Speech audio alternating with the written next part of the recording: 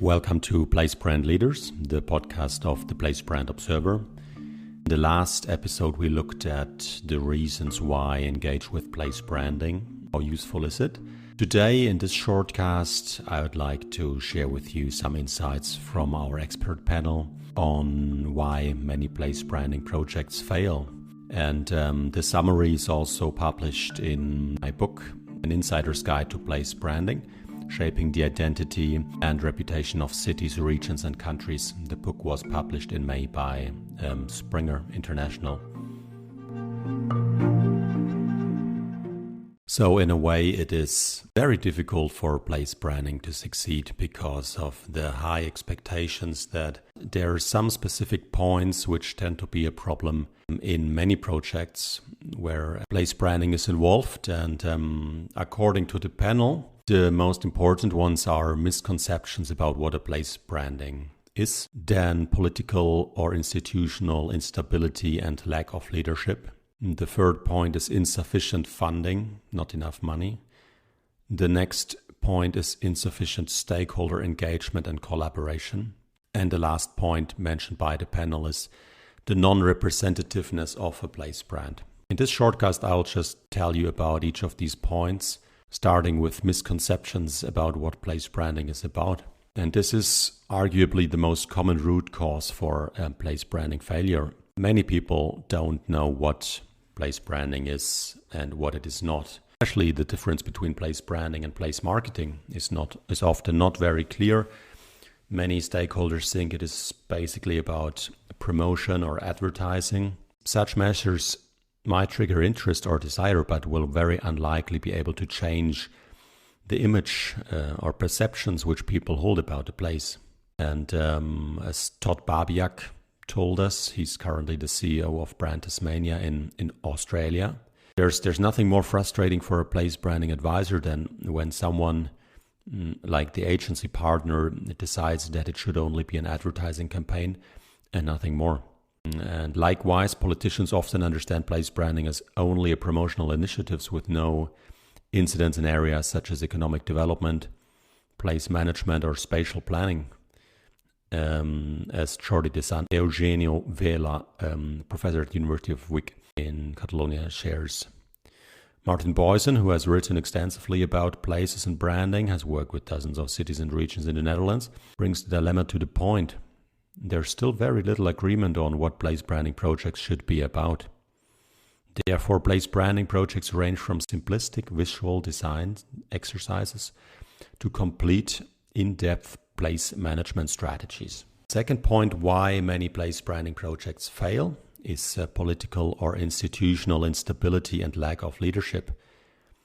So this is really a root cause for failure because of the public nature of most place branding initiatives and the timelines which are often confined to political cycles of usually around 3 to 4 years.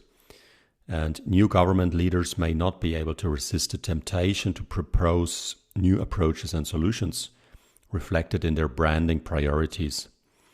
In such instances, organizations or even individuals might change from supporting and leading a place branding program to hijacking it and making it a tool for advancing their own political or economic agendas. Or the person responsible for overseeing the development or management of a city, region or country brand might be replaced. At some stage, elected or appointed officials will move on, and when they do, place branding programs easily wind up due to restructuring. New leadership indeed often means starting again. As Rebecca Smith of the New Zealand Story recalls, navigating through political change and upheaval is one of the most challenging aspects of a country or place brand program. So making sure that those in charge stick to a place brand strategy, which by definition is mid to long term, is a real challenge, as there's a tendency for short-term planning to produce results as early as possible. And if there's no adequate institutional infrastructure for implementing a place branding program over time, supported by sufficient funding and continuous political engagement and collaboration, then there's little chance for success. Time, continuity and commitment are really necessary for place branding projects to be successful in the long run.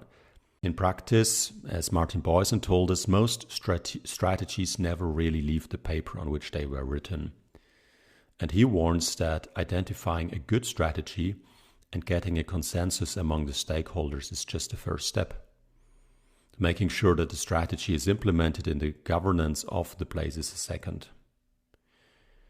So consequently, a robust governance model is required for sustaining a place branding program over time, and one with clear responsibilities, ownership, and investment in ongoing development. And this simply often is not the case. The third reason why place branding projects tend to fail, many of them, is insufficient funding. So not enough money on the table is almost always a guarantee for failure, even if a place branding program starts off bottom up and on the shoulders of volunteers. Once it is time to scale it up, expenses grow, and sustaining a place brand requires a fixed, steady budget for a long period of time. So we're talking about years, not months. However, this might be cut due to political change of priorities, or unexpected circumstances, such as the coronavirus pandemic. Making participants understand that place branding strategies are long-term projects that need constant effort and re-evaluation is a big challenge for brand managers. Nurturing trust and a culture of collaboration among different stakeholders is no easy task. No matter whether a place branding program has been initiated top-down by the government of today or bottom-up with a grassroots support from the business community or civic organizations. And in the words of Caio Esteves, who is the owner of Places for Us and now with Bloom Consulting in Brazil, he said, a place brand must be shared by all. If it becomes just a government brand, something for the international market, with no reflection of the local community, local economy, and no understanding of the process as a whole, then this is a place brand that failed. And I think he's very right.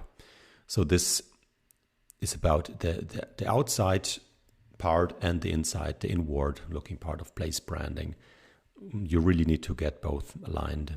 And Eduardo Oliveira, a European scholar well known for his research on linking place branding with spatial branding, concurs that streamlining efforts not only across national and regional governments but also across the private sector is a key challenge.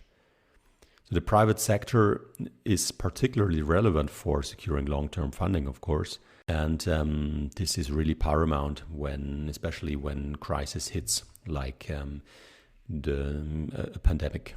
So failure to involve all stakeholders from the beginning, perhaps out of fear that too many opinions will make the exercise impossible. This is a really common failure. And to some extent, this fear is also justified, but nevertheless, it's the only way to go, because we is always better than I. The next root cause for failure is that place brand propositions are not representative. So this relates to the earlier point on stakeholder involvement or the lack of it. A concern about how much a place brand actually represents the views and needs of the local residents. This leads us to the next root cause for failure. Indeed, as Hjörtur Smárason, currently the CEO of Tourism Greenland, told us, the main challenge is getting the general citizens to share the same understanding of what the place stands for. And only then will most experiences of the place be in accordance with the brand you want to build.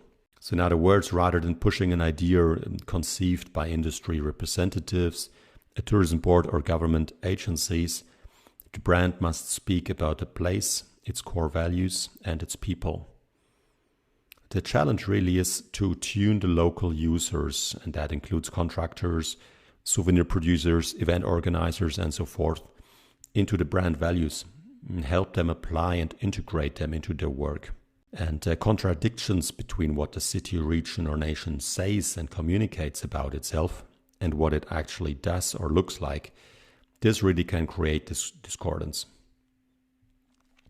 Therefore, in place branding, we need to avoid conflicts between the projected narrative and experience on the ground. This is the reason why in place branding, internal communication is actually more important than external communication. As Hjörtur said, you can be certain that people will write about their experiences in your place. Whether they're tourists, business people, politicians, or journalists, your most important role is, therefore, to make sure the experience fits the narrative and brand image you are trying to project. That only happens if you have the local people on board. So these are the 4 common reasons for failure in place branding. To sum it up again, so the first reason is misconceptions about what place branding is. The second point is political or institutional instability and lack of leadership. So when, for example, elected officials change positions. The third point is insufficient funding, not enough money to sustain a place branding project over time. The fourth reason why place branding projects can easily fail is insufficient stakeholder engagement and collaboration. And the last reason is non-representativeness of the place brand. So these are 5 really strong reasons and pitfalls which place brand managers have to keep in mind. And in the next episode, I will share with you the keys to success.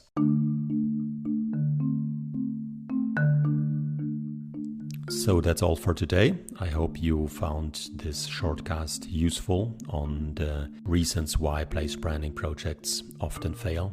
And I hope you will tune in next time again. And until then, I wish you a great day. Thank you.